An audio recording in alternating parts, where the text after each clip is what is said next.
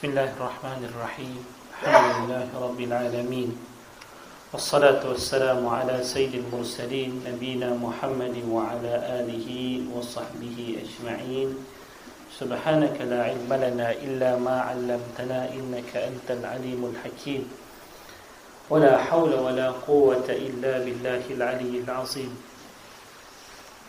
Yang saya kasihi Imam di Tankuasa Surau Wakaf, seterusnya tuan-tuan, puan-puan yang saya rindui sekalian, alhamdulillah, syukur pagi ini saya dapat bertemu dengan tuan-tuan sekali lagi pada pagi Ahad yang saya kira tuan-tuan mudah-mudahan berada dalam keadaan yang baik, santai dan juga bersemangat untuk meneruskan kehidupan tanpa ada sebarang rasa sedih ataupun bimbang terhadap apa yang telah dicaturkan oleh Allah Azza wa Jalla. Tuan-tuan yang saya kasihi kerana Allah, pagi ini kita dah pun sebenarnya melangkah ke satu bulan yang menghampirkan diri kita kepada bulan yang lain yang kita nantikan, iaitu Ramadan. Kita dah melangkah ke Rejab beberapa hari yang lepas. Mudah-mudahan ingatan kita pada Ramadan semakin kuat dan persiapannya semakin baik, insya-Allah. Tajuk pagi ni yang kita nak kongsikan daripada tips yang ke-33, tajuk yang ke-33 daripada kitab La Tahzan karangan Dr. Ait Al-Qarni. Tajuk dia agak catchy, iaitu disebutkan kesakitan yang nikmat.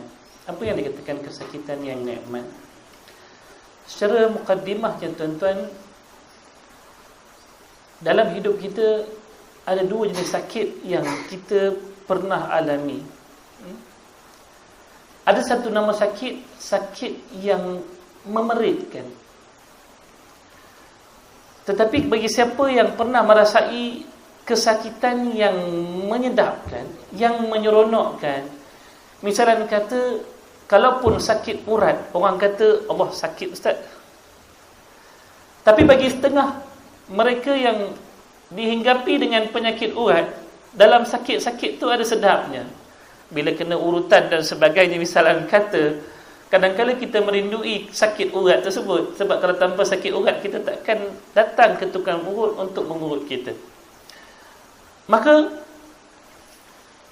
kalau kita lihat apa yang dimulakan oleh Dr. Ait Al-Qarni bagi tajuk ni, dia kata rasa sakit tidak selamanya tidak berharga. Betul. Bagi setengah daripada manusia, sakit yang dialaminya ada harga yang tidak ternilai. Antaranya kalau kita lihat para doktor,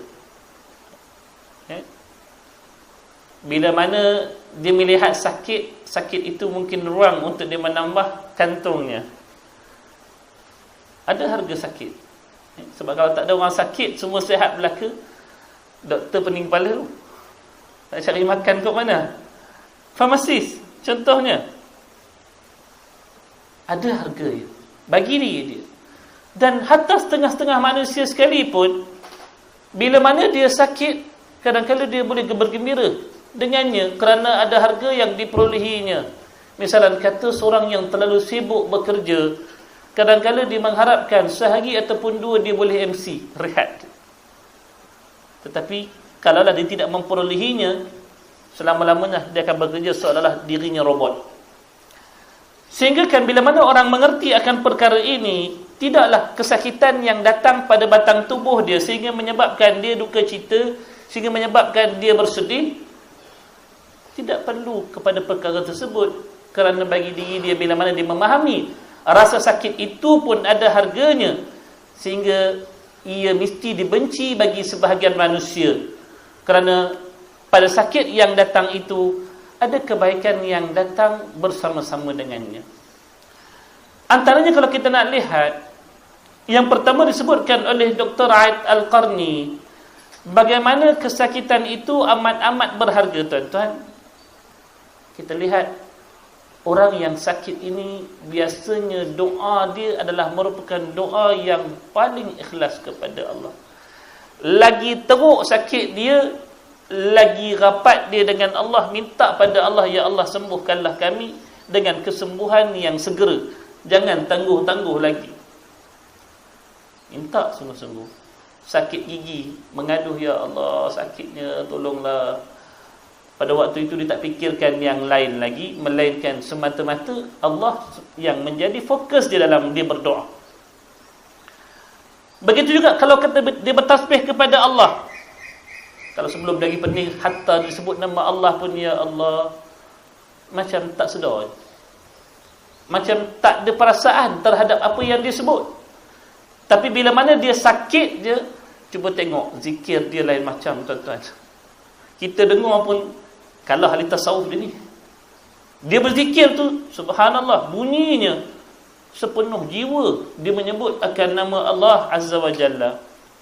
Maka tak kala mana dia merasai peritnya kesakitan tersebut, beratnya ketika mana dia menuntut ilmu, itulah yang menghantar seorang pelajar menjadi ilmuwan terkemuka. Orang yang kita tahu kesudahan hidup dia, orang-orang yang hebat daripada kalangan cendekiawan pada hari ini, kalau kita semak balik latar belakang kehidupan dia, pasti kita akan menemui 1001 kepayahan yang dihadapinya untuk dia mendapatkan apa yang dikatakan kecendekiawan tersebut. Sakit dia. Kalau kita buka sirah para ulama, ketika mana mereka nak menuntut akan ilmu, buka kepada Imamul Bukhari rahimahullahu ta'ala, bagaimana dia nak mendapatkan sebuah hadis. Pernah satu ketika dia merantau perjalanan yang ribuan batu jaraknya kerana untuk mendapatkan satu hadis dalam serba kepayahan. Tuan-tuan tahu macam mana kalau kata nak musafir satu ketika dahulu, bukan ada kapal terbang, bukan ada alat yang memudahkan perjalanan, melainkan laluan darat. Itulah laluan yang paling utama. Bila dia sampai ke tempat yang dia nak ambil hadis tersebut, tiba-tiba dia lihat pada perawi hadis tersebut ada kecacatan. Maka pada saat tersebut dia balik tanpa dia mengambil hadis tersebut. Dia menceritakan dengan cerita yang pelbagai bagaimana dia melihat akan perawi hadis tersebut menipu akan binatang. Dia menghulurkan tangannya seolah-olah hendak memberikan makan, tiba-tiba dia tak jadi bagi makan. Cuma nak bergurau dengan kucing dengan jalan menipu. Maka dia kata kalau dengan binatang pun dia boleh tipu, apatah lagi dengan hadis, tak jadi patah balik. Tapi susah ini. Imam-imam yang lain tak ada yang mendapat ilmu dengan jalan yang mudah, melainkan dengan keadaan yang payah. Hatta kalau kita lihat salah satu daripada kata-kata hikmah berkenaan tentang ilmu, siapa yang tak mampu untuk menanggung susahnya menuntut ilmu, maka bersedialah untuk nak menempuh kesukaran kejahilan. Siapa yang tak mampu untuk bersusah payah mencari ilmu, maka bersedialah untuk menempah kepayahan daripada kejahilan hidup dia. Maka bila kita sebutkan perkara tersebut, adatnya seseorang yang bersusah payah di awal perjalanannya sehingga ia boleh menikmati kesenangan di akhirnya, ia satu pepatah yang dalam mana-mana bangsa pun amat ditekankan. Kalau dalam bangsa Melayu kita sendiri khususnya, ada pepatah ataupun kita sebut macam lebih kurang gurindam, berakit-rakit ke hulu, berenang-renang ke tepian, bersakit-sakit dahulu, bersenang-senang kemudian. Itu gurindam. Kita temui satu cerita yang telah lama disampaikan kepada kita. Tak ada orang tu tersebut bersenang-senang dahulu, bersakit-sakit kemudian. Tak ada. Disebut bersakit-sakit dahulu, barulah bersenang-senang kemudian. Begitulah juga kalau kita lihat dalam hidup seorang ahli bahasa, pujangga. Tak kala mana dia nak merakamkan kata-kata dia dalam sejarah manusia. Kalau takat kita kata nak cakap kemudian orang lupa, mudah. Cakaplah apa saja, kemudian orang akan lupa. Tetapi siapa yang nak menempa kata-kata dia sehingga dapat ditempa dengan tulisan-tulisan emas, seperti mana pujangga-pujangga bangsa ataupun pujangga-pujangga agama. Antara contoh yang terkenal Muhammad Iqbal.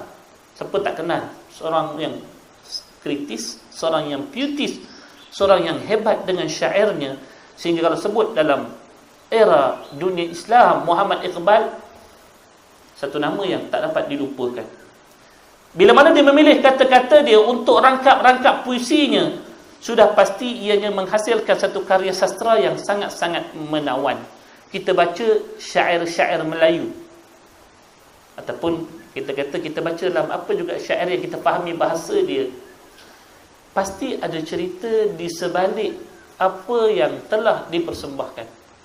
Tuan-tuan, dalam bidang saya ada seorang yang hebat, namanya Imam Asy-Syatibi.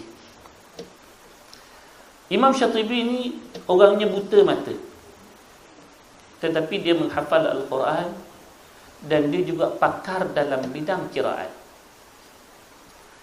Bila mana dia mengarang bait-bait syair dalam bentuk formula-formula untuk mengingat ilmu qiraat. Kami dalam bidang qiraat, kalau nak kuasai bidang qiraat, sekurang-kurangnya kami kena hafal dalam 2 buah buku yang mengandungi rangkap-rangkap puisi yang tersimpan di dalamnya formula-formula. Kalau dalam ilmu matematik, dia ada formula-formula yang kena hafal. Dalam bidang saya juga ada formula-formula yang saya kena hafal.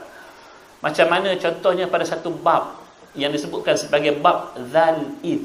Zal-Ith ni ada setengah daripada bacaan-bacaan imam yang lain, bila mana mereka baca huruf Zal yang dimatikan, contohnya id, kalimah id, kalimah id ini bila mana bertemu dengan huruf-huruf tertentu, kita baca dengan mematikan ia. Contoh, idza'ukum min fawqikum, contoh Zal bertemu dengan jim dalam suratul Ahzab. Ada yang baca dengan idghamkan dia, idza'ukum, dia buang Zal. Macam mana nak ingat kaedah ni? Kami kena hafal bait-bait syair yang mengingatkan kami siapa yang baca dengan idgham, siapa yang baca dengan izhar. Tajuk dia, kalau buka dalam matan Syatibi itu, namanya tajuk Zal-Id. Na'am id tamashat Zainabun saladalluha samiyya jamalin wasilun man tawassala. Dia ni ahli syair, ahli bahasa yang hebat. Dalam masa yang sama dia pakar qiraat. Dia buta. Dia kata apa dalam syairnya yang saya bacakan tadi? Dia kata, ia ketika mana berjalannya seorang yang bernama Zainab, saladalluha, maka terselah akan kecantikannya. Saladalluha, terselah akan betisnya. Minta maaf, dalluha ni betis. Samiyya jamalin, maka dengan serentak terselahnya betisnya itu, terselahlah akan kecantikannya. Wasilun man tawassala, hanya sampai kecantikan itu kepada orang yang memahami erti kecantikan betis wanita. Itu pada terjemahan bahasanya. Tetapi pada kalimah yang kita lihat secara umumnya, hanyalah memberikan pengertian bahasa, ada terkandung sesuatu di sebaliknya, iaitu na'am, ya, iz, ketika mana iz itu dimatikan, tamasyat yang kita maksudkan dengan berjalan tadi, bertemu dengan huruf ta di awal tamasyat tadi. Zainabun bertemu dengan huruf zal, zai, yang di awal kalimah Zainab. Sala, kalimah yang kita maksudkan sebagai terselah, sad yang di awal huruf sad itu kalau bertemu dengan iz akan diidghamkan oleh orang-orang tertentu. Mana kata dalam satu ayat tu dia ada double meaning. Seorang hamba Allah dia tanyalah, bagaimana si hamba Allah yang namanya Syatibi ini buta orangnya? Orang buta di mana nampak orang perempuan? Mana nampak orang perempuan? Macam mana dia boleh menceritakan kecantikan orang perempuan dalam keadaan kata dia hendak menyampaikan maksud formula yang dia nak kami ingat? Macam kalau saya cerita bab perempuan, orang kata boleh tahan lah, ustaz pun boleh tengok juga, dia kata. Tapi Syekh ni buta, tuan-tuan, tak nampak orang. Macam mana dia boleh ceritakan tentang orang perempuan sedangkan benda tersebut jauh daripada diri dia? Lalu ada yang mengkhabarkan, diceritakan bahawasanya bagaimana dia mendapat inspirasi untuk menulis bait bagi kami mengingat akan apa yang dikatakan formula untuk zal bila mana bertemu dengan huruf-huruf yang berikutnya akan diidghamkan. Dia kata, Syekh ni bermimpi dalam tidur dia bertemu dengan seorang bidadari yang bernama Zainab. Maka barulah dia boleh karang bait syair tersebut dalam puisi yang sangat indah, tetapi dalamnya ada makna yang lain yang boleh kita ingat sebagai formula. Kan ada setengah-setengah orang pakar-pakar yang formula ni, dia boleh buat formula orang tak lupa. Ni zaman saya belajar dulu, kalau yang paling susah waktu nak ingat tentang prinsip-prinsip sin, tangent and cos, itu paling susah. Lepas tu adalah seorang guru matematik saya, arwah dah meninggal. Pergi tuition dia ajar kami menyanyi. Sin tentang bagi sebelah, cos apa dia, tangent tu apa dia, nyanyi. Sampai sekarang saya ingat. Kalau takut orang nak suruh saya kira sin, tangent dengan cos, senang dia. Tapi dalam bidang Al-Quran, bagaimana si hamba Allah ini boleh mengingat formula yang sebegitu hebat? Bukanlah dengan jalan dia duduk kemudian dia terus boleh mengarang, tak. Sampaikan daripada mimpinya dengan seorang bidadari itulah baru dia berupaya untuk nak mengarang. Nak mimpi bidadari bukan senang, tuan-tuan. Bukan senang. Nak mimpi yang bukan senang. Tapi nak mimpi sampai jumpa bidadari, wallahu a'lam, tak tahulah macam mana. Maka kalau kita lihat seorang penulis yang nak menghasilkan tulisan yang sangat menarik, tulisan yang hebat dan penuh dengan pengajaran, contoh-contoh dan juga petunjuk, pasti dia akan merasai kesakitan sebelum daripada dia mampu untuk menghasilkan tulisan tersebut. Antara penulis-penulis prolifik hari ini, subhanallah, seorang yang kita lihat kehebatan pada batang tubuh dan juga pada akal minda Allah bagi pada dia, Dr. Zulkifli Al-Bakri. Macam mana cepatnya dia menulis, saya tak tahulah macam mana. Setiap satu isu yang keluar, mesti keluar buku dia. Kalau nak bahagikan masa dia pada helaian-helaian yang telah ditulis pada hari ini, kita geleng kepala. Itu untuk zaman sekarang. Zaman dulu orang kata hebat, satu hari menulis 30 muka surat, mudah pada orang zaman dahulu. Pasal apa?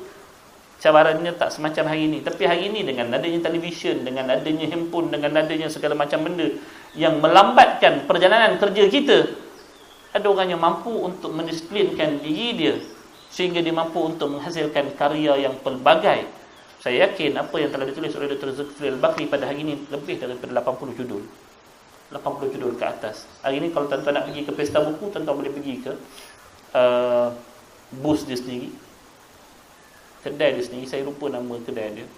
Tapi memang kalau kita lihat karya dia sahaja, sampai ke tahap usia je baru sekitar lingkungan 40-an, umur dia baru 40-an, tak sampai 40-an ni, telah menghasilkan puluhan judul-judul buku yang sangat-sangat bermanfaat. Tapi adakah jalan yang dia ambil semacam yang kita ambil? Tak. Saya ingat lagi bila mana diperingatkan oleh guru saya, dia kata kalau kamu nak menulis satu bahan ilmiah yang sangat-sangat berkesan, satu helai muka surat atau bukan satu helai, satu muka surat tersebut memerlukan sekurang-kurangnya kamu membaca 1000 buku yang lain. 1000 buku yang lain baru boleh hasilkan satu muka surat yang sangat-sangat berkualiti. Apatah lagi kalau kita sudah mengarang lebih daripada satu helai muka surat. Masya Allah. Maka kalau kita lihat, mereka yang memilih untuk jalan tak sakit, jalan senang, jalan kita kata mudah, seorang pelajar yang senang hidup dia, suka main-main dalam kelas, tak pernah terlibat dengan aktiviti-aktiviti yang bermanfaat. Sebaliknya, banyak terbelit dengan masalah-masalah yang hanya semata-mata berlegar pada usahanya untuk mencari apa yang dikatakan kesenangan hidup semata-mata dan tak nak bersusah payah untuk ilmu. Maka akhirnya kita akan melihat pelajar ini akan bertemu dengan kegagalan. Jarang kata dia ni duduk saja-saja senang-senang tidur, tiba-tiba boleh berjaya. Hatta kalaupun seorang tu tidur dalam kelas, ada sahabat-sahabat saya yang Allah kurniakan kelebihan, Masya Allah, dalam kelas dia boleh tidur. Hebat. Tapi peksa dapat nombor 1 juga orang pelik. Yalah, dia kata aku tidur dalam kelas pasal apa? Aku tak sihat. Memang Allah bagi pada dia penyakit, malam tak boleh tidur. Bila malam tak boleh tidur, dia buat apa? Dia sedih. Kita tak, dalam kelas kita tak tidur, tapi dekat rumah pun kita tak tidur, buat apa? buat benda lain, bukan belajar, tak jadi juga. Maka seorang pujangga yang tidak pernah merasa susahnya berusaha dan tak pernah menegur susahnya hidup, kita akan melihat pada puisi-puisi yang dihasilkan tidak memberi kesan.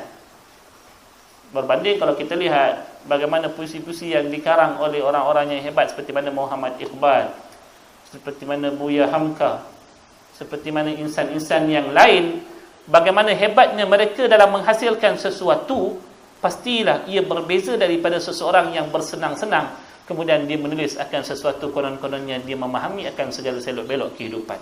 Habis.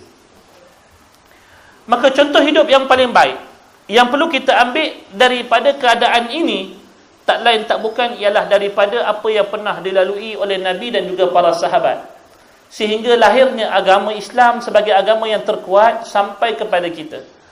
Kalau kita nak tengok dalam sirah Nabi SAW, kebanyakan daripada hari-hari baginda bukanlah hari-hari yang senang pada fikiran manusia. Bermula daripada awal kelahiran, Allah tentukan hidup Nabi anak yatim. Mula-mula lagi, lahir-lahir bapak dah tak ada. Tak lama pula hidup lepas daripada tu, mak pula dah tak ada. Lepas mak tak ada, Tok Wan pula tak ada. Lepas Tok Wan tak ada, pakcik pula tak ada.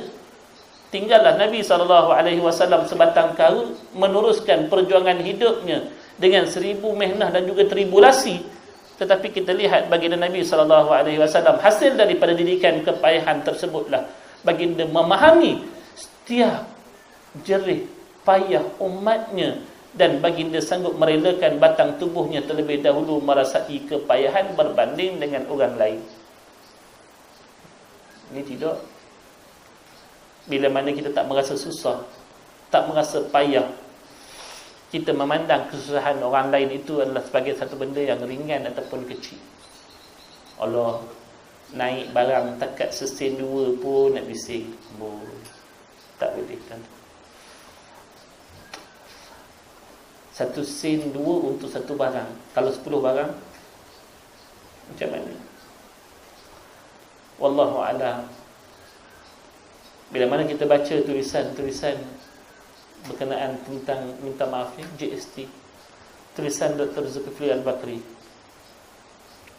saya suka untuk baca tulisan dia. Ada tulisan saya lain yang saya baca juga, saya berlaku adil pada semua. Tapi bila mana saya baca tulisan Dr. Zulkifli Al-Bakri, walaupun dia tidak mengharamkan GST secara penuh sebab mungkin ada keperluan terhadap negara, tetapi tulisannya kita faham bahawasanya dia memahami akan keperluan untuk berbelas kasih kepada orang yang susah dalam keadaan kita tahu orang lain pun susah ataupun sesuatu pihak itu susah. Maka dalam keadaan kita susah, tak perlulah kita menekan orang lain untuk turut sama merasa susah dengan kita. Sebutkan jelas. Kalaupun nak kenakan GST, rendahkanlah ia. Allah, kita kata tempat negara lain lebih tinggi pun ada yang sampai 10%. Dia kata tak ada masalah pun. Tuan-tuan, kalau nak banding dengan negara-negara lain pada sudut tersebut semata-mata, pasti kita akan merasa bahawasanya ada ruangan-ruangan yang lain yang diberikan timbal daripada 10 yang diambil. Tapi kalau kita kata 6%, apa yang kita dapat daripada 6%? Wallahu a'lam. Kena dekat siapa? Kena dekat semua. Semua berasa. Yang senang, alhamdulillah, mungkin dia boleh menempuh hidup dengan hanya 6% yang kena. Tapi kalau orang yang susah, saya tak tahulah macam mana dia mengira-ngira koceknya sebelum dia berbelanja. Nak beli barang-barang keperluan, kalau sebelum daripada ni makanan tak ada GST, tapi rupanya ia bukan jaminan. Ia bukan jaminan. Tuan-tuan pergi beli makanan, sebahagian daripada makanan pun ada GST. Sedangkan sebelum daripada ni, semua jenis makanan boleh kita majoritinya lah tak kena. Tapi bila sebut tentang, semalam saya dengar taklimat dalam radio ialah kacang-kacang yang dikenakan GST dengan kacang-kacang yang tak dikenakan GST. Satu jenis saja yang tak dikenakan GST. Tuan-tuan tahu kacang apa? Kacang dal. Tuan-tuan makan kacang dal setiap hari kan? Hatta kacang hijau, kacang merah pun kena GST. Giling pada saya. Allah Akbar. benda ni. Mereka adalah orang-orang yang mempunyai keimanan yang kukuh. Para sahabat Nabi SAW, Nabi SAW bila mana melihat akan kesukaran, ia tak lebih daripada sesuatu kesenangan buat mereka. Kalau nak bayang, nak ukurkan, saya paling terasa bila mana Nabi SAW turun daripada Taif, ketika mana dia lontar dengan batu-batu. Nabi itu orang yang paling sabar. Nabi jarang mengeluh. Nabi jarang menyatakan sesuatu itu susah, itu susah. Sebaliknya Nabi lebih banyak tersenyum dan redha dengan Allah Azza wa Jalla. Tapi kalau kita baca kembali Nabi SAW daripada bumi Taif, Nabi sampai terduduk di sebuah kebun. Lalu Nabi menyebutkan kalimah yang masyhur, Allahumma ilaika ashku dha'fi wa qilla hilati wa hawani 'ala nas. Ya Allah, aku mengadu kepadamu akan kelemahan diriku dan kurangnya upayaku, serta bagaimana manusia itu mampu untuk nak menewaskan akan aku. Anta Rabbul Mustada'afin, wahai Tuhan, Tuhan kepada sekalian orang-orang yang lemah. Kalau sampai Nabi mengadu dalam bahasa-bahasa yang kita tahu, peritnya yang ditanggung oleh Nabi SAW bukan benda yang kecil. Maka sekalipun dalam keadaan yang sukar, apa juga tempatnya, di mana pun, bila pun masa yang mereka hadapi, mereka memilihnya sebagai jalan untuk mendekatkan diri kepada Allah. Tanda sucinya pengorbanan mereka dan betapa tulusnya, ikhlasnya hati mereka untuk Allah Azza wa Jalla. Sekalipun mereka pernah merasai kelaparan, pernah merasai kemiskinan, dihalau, disakiti dan juga terpaksa berela meninggalkan semua orang yang dicintai satu ketika bila mana dipaksa untuk berhijrah ke bumi Madinah. Ini cerita dia. Tapi kalau kita lihat contoh-contoh yang lain, ia tak lebih kurang daripada apa yang pernah berlaku pada satu ketika dahulu pada zaman Nabi SAW, walaupun dalam bentuk juzuk yang mungkin kita kata lebih rendah daripada apa yang pernah dihadapi oleh Nabi dan juga para sahabat. Contohnya seorang penyair yang terkenal yang bernama Al-Mutanabbi. Dalam dunia syair, tuan-tuan, yang terkenal dalam dunia syair ni seorang yang bernama Al-Mutanabbi. Siapa yang terlibat dengan dunia bahasa, bila tanya pada dia siapakah Al-Mutanabbi, dia tak kenal, maka dia memang tak pernah belajar sebenarnya. Al-Mutanabbi ni pakar dalam bidang bahasa. Bila mana dia nak mengarang karangan-karangan yang hebat, pasti ada sebalik karangan yang hebat tersebut ceritanya. Contohnya, antara puisinya yang terbaik, tuan-tuan yang mungkin tak biasa dengan bahasa Arab, tuan-tuan kata, alah, sikit je. Dia kata apa dia? Wanita yang mengunjungiku seolah-olah memendam rasa malu, dan ia mahu mengunjungiku hanya di tengah gelap malam. Dalam dunia syair Arab, antara yang diangkat sebagai puisi yang terbaik bila mana seseorang itu boleh memuja akan wanita dalam bahasa yang belum pernah dipuja oleh orang sebelum daripadanya. Itu dunia syair Arab sebelum daripada masuknya roh Islam. Kalau kita lihat bagaimana Al-Mutanabbi, dia nak menggambarkan seorang perempuan yang teramat-amat malu. Hari ini dunia ni mungkin dah hilang, tapi dalam dunia Arab satu ketika dahulu, ataupun dunia Melayu satu ketika dahulu pun, sifat orang perempuan, sifat pemalunya sangat-sangat susah. Sangat-sangat berat. Mana kata sangat-sangat dia jaga. Dia nak bayangkan perempuan ni betapa hebatnya rasa malu, sampaikan kalau perempuan ini nak pergi bertemu dengan dia pun, perempuan itu akan memilih untuk pergi ke waktu yang sangat sukar, iaitu waktu malam.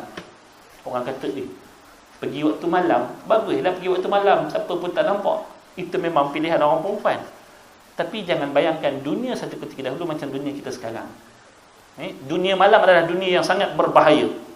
Tapi nak kata perempuan ini terlalu menjaga sifat malu dia, sampai dia sanggup untuk menempuh bahaya malam semata-mata untuk melindungi diri dia atas sifat malu tersebut, semata-mata untuk hajat yang kecil bertemu dengan Al-Mutanabbi ini.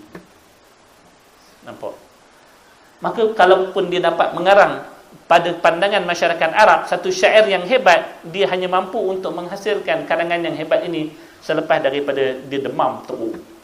Dan tentang demam teruk, wallahu alam, dalam hidup saya pernah 3 hari masuk hospital sebab demam panas, 40 darjah Celsius, 8 pin air habis. Tak nak tahu macam mana sakit demam tersebut kan.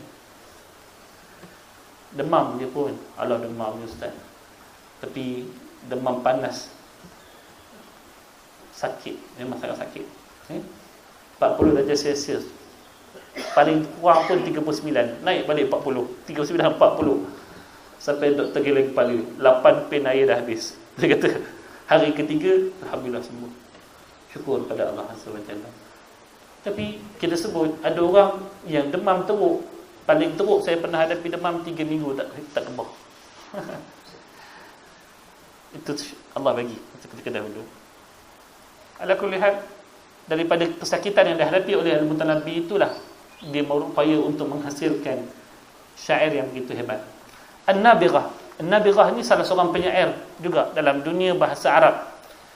Saya sentuh benda ni sebab kita kena ingat sejarah Dr. Ain Al-Qarni, dia merupakan pakar bahasa. Itu sebab bila mana dia mengarang, dia suka memasukkan puisi-puisi Arab, dan pada sisi orang Arab nilaiannya sangat tinggi. An-Nabighah Az-Zubyani. An-Nabighah Az-Zubyani ni seorang penyair Arab pada zaman jahiliyah.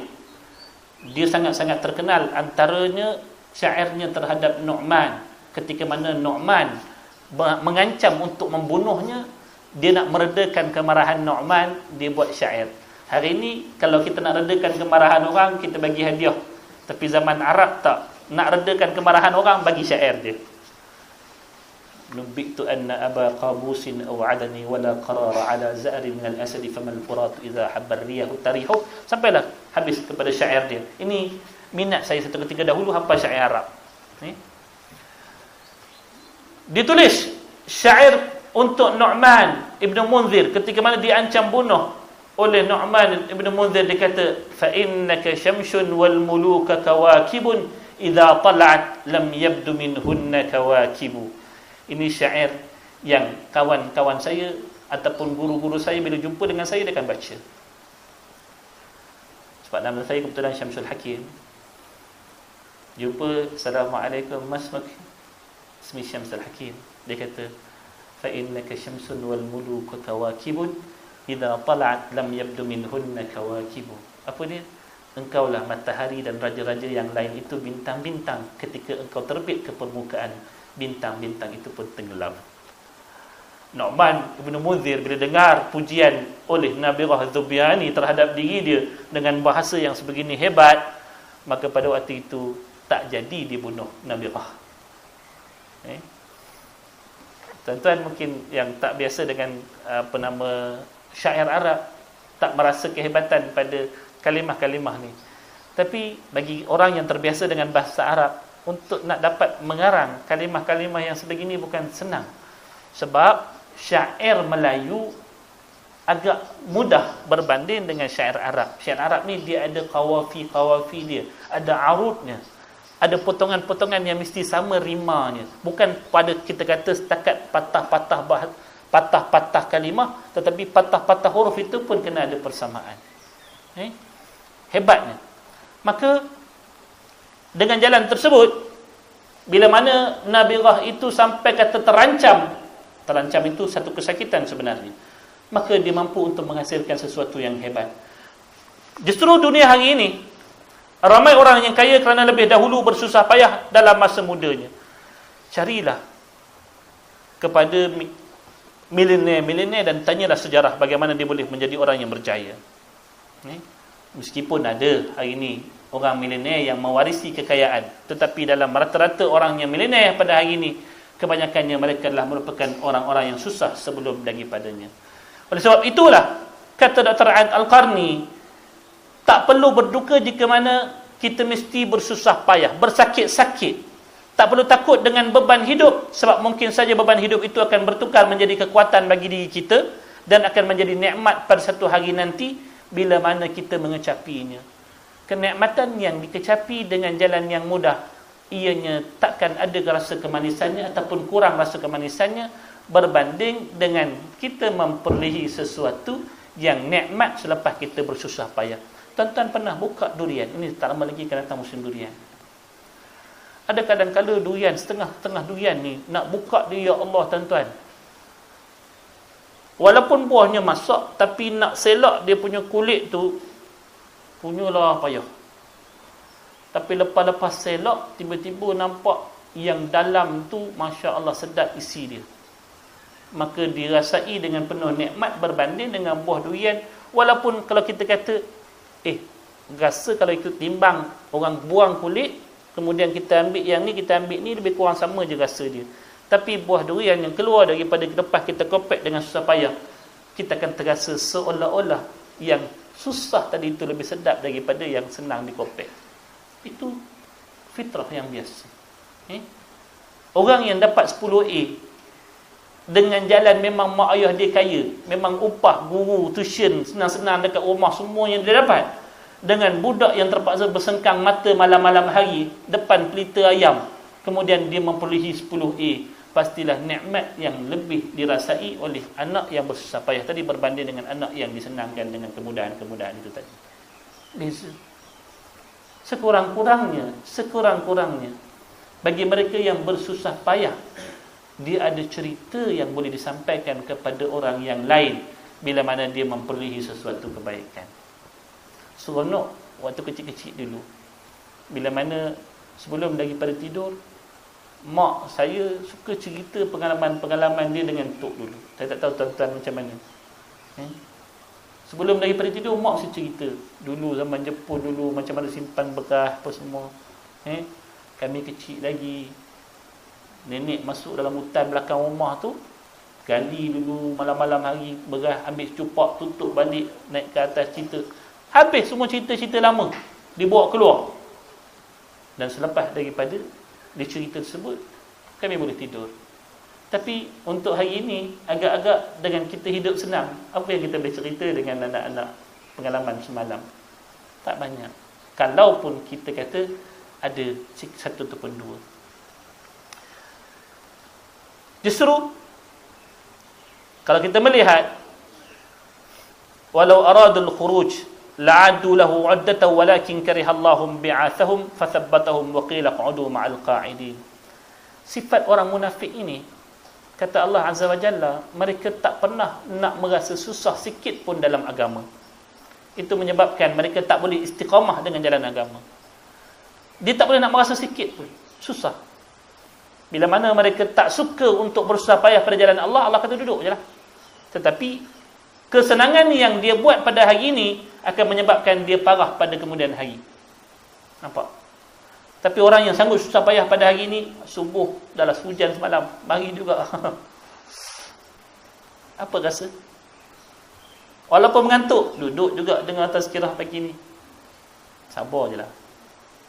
Tapi balik nanti paling kurang ada sesuatu yang kita boleh simpan dalam jiwa kita. Ya Allah, hari ini aku telah bersusah payah untukmu, kerana-Mu, tak ada sebab yang lain. Maka bantulah kami untuk meneruskan kehidupan yang berikutnya. Cerita yang lain banyak. Malik bin Rayyib, ketika mana dia menghembuskan nafas yang terakhir, puisi yang dia bacakan, yang dikisahkan oleh Dr. Al-Qarni adalah puisi yang sangat-sangat menarik. Saya tinggalkan untuk tuan-tuan cari buku ni, baca apa ayat-ayat yang dibiarkan kepada kita untuk tetapinya. Bagaimana ungkapan-ungkapan yang diungkapkan oleh Malik bin Rayyib adalah satu ungkapan yang sangat-sangat mahal harganya, tetapi keadaan tersebut hanya dapat diungkapkan ketika mana dia berada pada sangat-sangat sakit yang bersangatan. Sedangkan Allah Azza wa Jalla bagi orang-orang yang beriman, dalam apa juga kepayahan yang ditempuh, kalau kita lihat seperti mana para sahabat Nabi yang telah pun melakukan bai'ah ridwan bersama dengan Rasulullah sallallahu alaihi wasallam sewaktu Nabi nak melakukan perjalanan haji yang pertama baginda. Susah haji yang pertama sebelum berlakunya perjanjian Hudaibiyah. Sebab apa? Sebab umat Islam dalam keadaan berada di tengah padang pasir, mereka disekat daripada memasuki kota Mekah, menanti demi menanti sehinggalah datang berita Sayyidina Uthman dibunuh. Mereka akhirnya melakukan sumpah setia dengan Nabi. Lepas daripada ni, Apapun yang berlaku, kita akan masuk juga Mekah dan kita akan pastikan bahawasanya darah Osman itu dituntut bela. Dia orang bagi bai'ah. Dalam keadaan pada waktu itu Nabi pergi untuk mengerjakan haji, senjata apa pun tak bawa. Tak bawa apa. Memang nak pergi buat haji.